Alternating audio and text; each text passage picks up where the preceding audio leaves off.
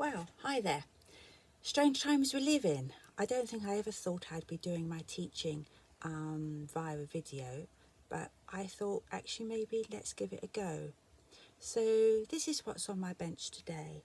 I'm working on this little hare, which hopefully you can see. It's similar, but of course never the same to one that I've done before.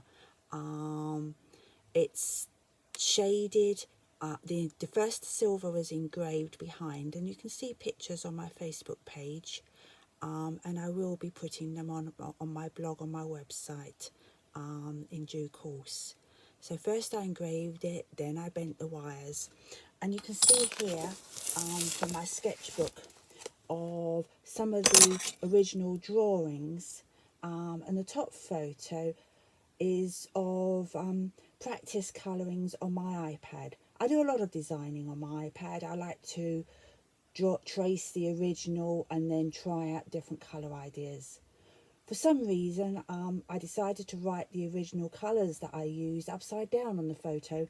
I don't know how that happened, but there you go. I guess some of us have our brain wired slightly different. It is inconvenient, I have to say, but I was so thankful that I had taken the trouble to record the all the colours, because then when my client asked me for a hair the same as I'd done before, I knew what colours I'd use, so always do that. So anyhow, this hair, keep forgetting to put it in the way of the camera. This hair, he's had one stoning down already. I have a tendency to use really too tall wires. I roll my own from 0.4, and I think these were marked down as being 0.2 thick, so I'm not quite sure how. Don't think I measured them, probably about 0.7 high, which is tall, but I have a morbid fear of not having enough height to get all the colours in. So I'd rather have a little bit too much. The trick is, if your wires are tall, make sure you never overfire during the initial firings, because otherwise all the colour just sort of climbs up the wires and you end up with really deep recesses. So the first stoning was done on the with using my jaw tool, and I just used the coarse grade and stoned it down. So actually I was really down to just filling in the middles of most of the cells. It's really important not to go too far on that first stoning. So easy to do, and then once you go through the colour and you start ending up with light patches, it's almost impossible to get it back. Next, I'm going to stone it again using my jaw tool. I'll start off with a coarse one for enamel. Then I will check it and see if there are any shiny points, and see if all the wires have been evenly abraded. And if I've done that, then I'll carry on. But I'm going to stop this and I'm going to show you after I've done it. Well, here we are again.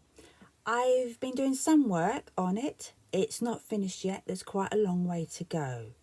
But you can see, I think, quite clearly where some of it has actually been rubbed, and I probably don't want to go any further on those bits where it's matte.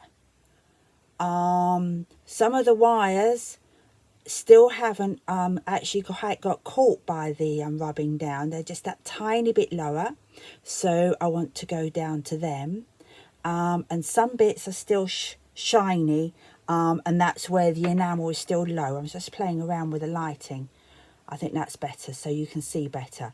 And if I just move it around, then hopefully you can see those differences where the wires look a little bit thinner on top, and that means that they haven't been rubbed by the abrasive, and where the enamel looks matte and not shiny, then it has been, and obviously the shiny bits are still slightly recessed. And there's a lot more to do rubbing down, and I'm going to do that now, but I thought it would be useful to show you at this part way stage. So here he is again, after I've had rubbed him down thoroughly all the way over, and you can see how all the wires are even, and nicely abraded, and you can see that because they're all the same thickness. You can see just one or two shallow, slightly shallow depressions where the enamel is still shiny. They will need to have more enamel in them, either same colours, or sometimes I would use a clear soft flux.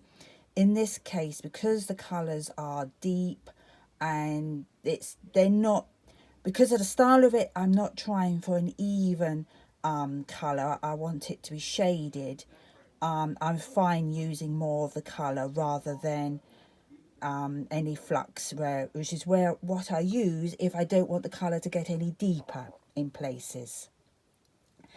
There may be a couple of tiny pinpricks that I'm going to have to investigate closer with under some really strong magnification, and if I find any of those, then I will just drill out a shallow depression with a diamond ball burr so I can put a little bit more enamel in it and put it in properly rather than trying to force a grain into a tiny pinprick.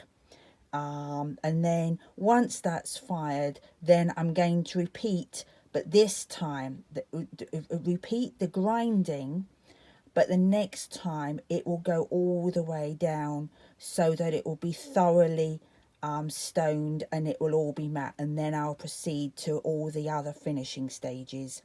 I don't generally do a fire finish. I generally finish manually by polishing with a mixture of Diagrit, polishing sticks, and then quite often I go to diamond paste as well, just to get a really perfect finish. But hopefully you can see here it's well on the way and it's made good progress.